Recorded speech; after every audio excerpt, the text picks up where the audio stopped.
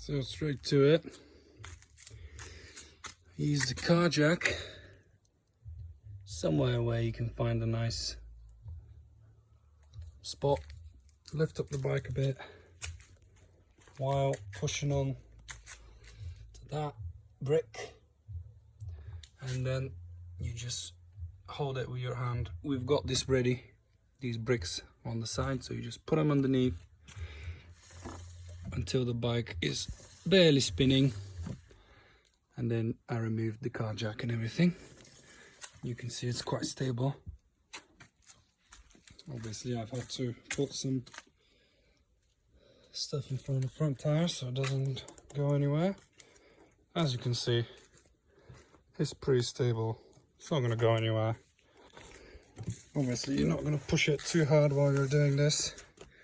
Then you need a bit of petrol. I've only used about that much. It's not much. And then a nice little brush. You spin it, you brush it.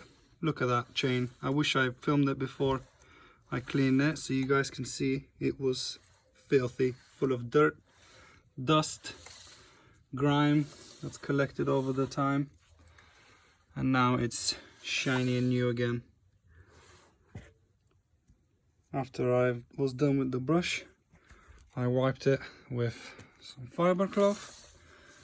Now it's pretty much dry from the petrol or gas, whatever you want to call it. I'm going to use my little chain lube, just like so.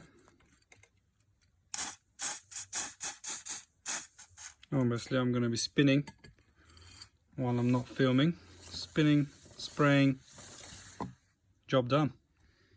So here we go, chain is perfectly lubed up. I wanted to add that you can use a little rag and that same petrol to clean your wheel just amazingly from any sort of grease, because petrol is like a degreaser. It's also good for paint dilution. You can dilute your paint when you're painting with petrol, but it makes your paint dry a little bit quicker. There's this side for reference that I haven't cleaned yet. You can see it's dirtier, and anywhere you've gotten the chain lube on your rim, the petrol will clean it amazingly, and no dust will stick on this after you've done it. So there you go guys, leave a like. So the way I take it off is crank it up a little bit with the car jack, get rid of those bricks that are holding it here. Right, so it's just pushing onto that little stand.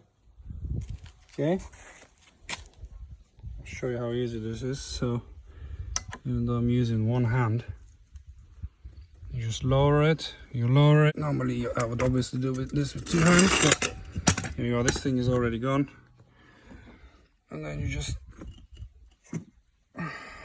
it's already sitting on its tire, you see? There's nothing, it's not in the air or anything crazy. You just put it down gently on the floor, and that is it. Some of you might say, oh yeah, you can just push the bike around and slowly brush as you move it along, but we all know that takes ages and you get bored of it halfway through and not even do it properly. This is not so hard. There's a tiny bit of risk involved, obviously. You have to know, you have to be careful not to like drop your bike somehow, but I think if you're careful, you shouldn't be able to drop it. It's fine.